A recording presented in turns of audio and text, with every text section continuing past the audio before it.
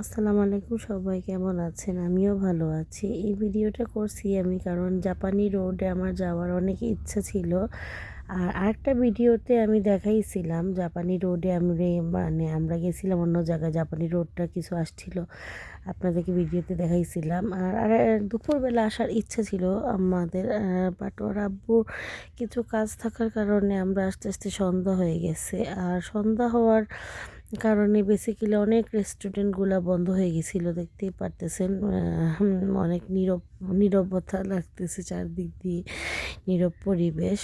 এখানে অনেক রেস্টুরেন্ট, প্রায় আমি 2 ঘন্টা পর্যন্ত যতটুকু জায়গা গেছি বাস দিয়ে যাওয়ার সময় দেখছি, মানে পুরা রেস্টুরেন্ট আর রেস্টুরেন্ট, শুধু মানে রেস্টুরেন্টের কোনো অভাব নেই।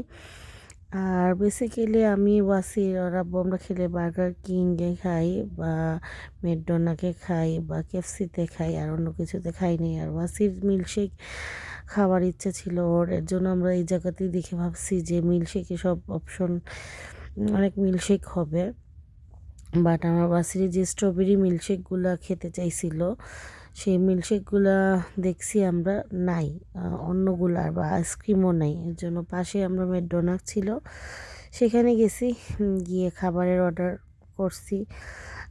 অনেক ধরনের আইসক্রিম, মানে ফ্রেঞ্চ ফ্রাই, বার্গার, এই তো আমরা এখন খাবো।